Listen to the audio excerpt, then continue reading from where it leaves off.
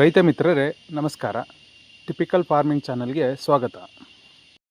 Power ಟಿಲ್ಲರ್ಗೆ power ಸ್ಪ್ರೇಯರ್ನ ಕಾಂಪ್ರೆಸರನ್ನು attach ಮಾಡಿಕೊಂಡು ಔಷಧಿಯನ್ನು ಹೇಗೆ ಸ್ಪ್ರೇ ಮಾಡ್ಬೋದು ಮತ್ತು ಇದರಿಂದ ಏನೆಲ್ಲ ಬೆನಿಫಿಟ್ಸ್ ಇದೆ ಅನ್ನುವಂತಹ ಮಾಹಿತಿಯನ್ನು ಈ ವಿಡಿಯೋದಲ್ಲಿ ನೋಡೋಣ.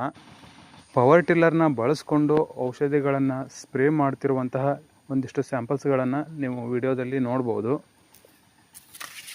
ಹಾಗಾದರೆ ಈ ಪವರ್ ಟಿಲ್ಲರ್ನ ಬಳಸ್ಕೊಂಡು ಔಷಧಿಯನ್ನು ಸ್ಪ್ರೇ ಮಾಡೋದ್ರಿಂದ ಏನೆಲ್ಲ ಬೆನಿಫಿಟ್ಸ್ ಇದೆ ಅನ್ನುವಂಥದ್ದನ್ನು ಈಗ ನೋಡೋಣ. ಮೊದಲನೇದಾಗಿ ಸ್ಪ್ರೇಯರ್ ಮೆಷಿನನ್ನು ಒಂದು ಕಡೆಯಿಂದ ಮತ್ತೊಂದು ಕಡೆಗೆ ಎತ್ಕೊಂಡು ಹೋಗಿ ಇಡುವಂತಹ ಕೆಲಸ ಇಲ್ಲ. ಇನ್ನು ಎರಡನೇದಾಗಿ ಬ್ಯಾರೆಲ್ಗೆ ನೀರನ್ನು ಅಲ್ಲಲ್ಲೇ ತುಂಬಿಸಿಡುವಂತಹ ಅವಶ್ಯಕತೆ ಇಲ್ಲ. ಯಾಕಂದರೆ ಟಿಲ್ಲರ್ ಟ್ರಾಲಿಯಲ್ಲೇ ನೀವು 3ರಿಂದ 4 ಬ್ಯಾರೆಲ್ಗಳಷ್ಟು ನೀರನ್ನು ಆರಾಮಾಗಿ ಇಟ್ಕೊಂಡು ಹೋಗ್ಬೋದು. ಇನ್ನು ಮೂರನೇದಾಗಿ ಪವರ್ ಸ್ಪ್ರೇಯರ್ ಮಿಷಿನನ್ನು ಮೇಂಟೈನ್ ಮಾಡುವಂಥ ಅವಶ್ಯಕತೆ ಇಲ್ಲ. ಯಾಕಂದರೆ ಕೆಲವು ಮಿಷಿನ್ಗಳು ಸ್ಟಾರ್ಟಿಂಗ್ ಟ್ರಬಲ್ ಇರ್ಬೋದು, ಕೆಲವೊಂದು ಮಿಷಿನ್ಗಳಿಗೆ ಆವಾಗವಾಗ ಸರ್ವಿಸಿನ ಅಗತ್ಯ ಇರುತ್ತೆ. ಆ ಥರದ್ದು ಯಾವುದೇ ತಲೆಬಿಸಿ ಇದರಲ್ಲಿರೋದಿಲ್ಲ. ನಿಮ್ಮ ಜಮೀನಿನಲ್ಲಿ ಟಿಲ್ಲರ್ ಹೋಗುವಷ್ಟು ಒಂದು ಸಾಧಾರಣ ದಾರಿ ಇದ್ದರೆ ಸಾಕು, ನೀವು 3ರಿಂದ 4 ಬ್ಯಾರೆಲ್ ಔಷಧಿಗಳನ್ನು ಆರಾಮಾಗಿ ಸ್ಪ್ರೇ ಮಾಡ್ಕೊಂಡು ಬರ್ಬೋದು. ಅದು ತುಂಬ ಕಡಿಮೆ ಸಮಯದಲ್ಲೇ. ಇನ್ನು ಈ ಪವರ್ ಟಿಲ್ಲರ್ಗೆ ಪವರ್ ಸ್ಪ್ರೇಯರ್ ಕಾಂಪ್ರೆಸರ್ನ ಹೇಗೆ ಅಟ್ಯಾಚ್ ಮಾಡೋದು ಅಂತ ನೋಡೋದಾದರೆ, ಇದಕ್ಕೆ ಬೇಕಾಗಿರೋದು ಕೇವಲ ಒಂದು ಸ್ಟ್ಯಾಂಡ್ ಮತ್ತು ಒಂದು ಬೆಲ್ಟ್. ನೀವೀಗ ವಿಡಿಯೋದಲ್ಲಿ ನೋಡ್ಬೋದು, ಈ ಥರದ ಒಂದು ಸ್ಟ್ಯಾಂಡನ್ನು ನೀವು ಹತ್ತಿರದ ವೆಲ್ಡಿಂಗ್ ಶಾಪ್ನಲ್ಲೇ ಹೇಳಿ ಮಾಡಿಸ್ಕೊಂಡು ಅಟ್ಯಾಚ್ ಮಾಡಿದ ನಂತರ ನೀವು ಇದಕ್ಕೆ ಒಂದು ಬೆಲ್ಟನ್ನು ಕೂಡ ಅಡ್ಜಸ್ಟ್ ಮಾಡಬೇಕಾಗತ್ತೆ.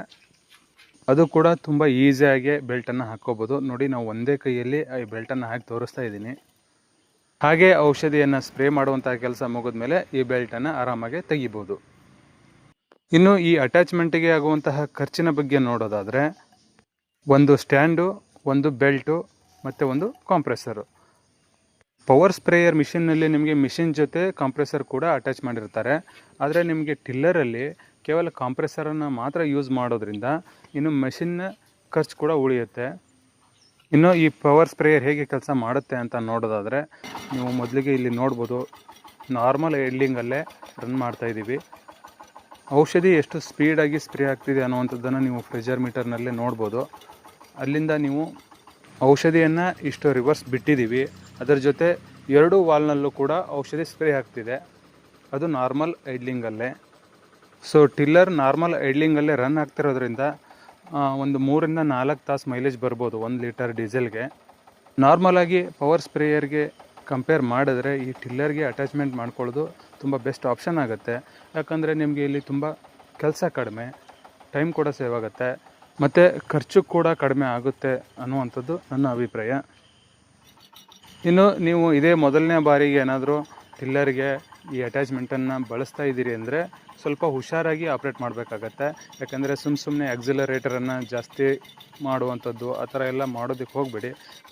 13 HP ಇಂಜಿನ್ಗೆ ಕಾಂಪ್ರೆಸರನ್ನು ಕಂಪೇರ್ ಮಾಡಿದಾಗ ಕಾಂಪ್ರೆಸರ್ ಆ ಪ್ರೆಷರನ್ನು ತಡ್ಕೊಳ್ಳೋದಕ್ಕೆ ಸ್ವಲ್ಪ ಕಷ್ಟ ಆಗ್ಬೋದು. ನೀವು ಆಕ್ಸಿಲರೇಟರನ್ನು ಎಷ್ಟು ಜಾಸ್ತಿ ಮಾಡ್ತೀರೋ ಅಷ್ಟು ಪ್ರೆಷರ್ ಕಾಂಪ್ರೆಸರ್ ಮೇಲೆ ಬೀಳುತ್ತೆ. ಇದರಿಂದಾಗಿ ಕಾಂಪ್ರೆಸರ್ ಡ್ಯಾಮೇಜ್ ಆಗುವಂತಹ ಸಾಧ್ಯತೆ ಇರೋದ್ರಿಂದ ನೀವು ಎಷ್ಟು ಕಡಿಮೆ ಆಗುತ್ತೋ ಅಷ್ಟು ಕಡಿಮೆ ಐಡ್ಲಿಂಗಲ್ಲಿ ಮೊದಲಿಗೆ ಅನುಭವ ತಗೊಳ್ಳಿ. ಮಾಹಿತಿ ಇಷ್ಟ ಆಗಿದ್ದರೆ ವಿಡಿಯೋನ ಲೈಕ್ ಮಾಡಿ ಮತ್ತು ನಮ್ಮ ಚಾನಲನ್ನು ಸಬ್ಸ್ಕ್ರೈಬ್ ಮಾಡ್ಕೊಳ್ಳಿ.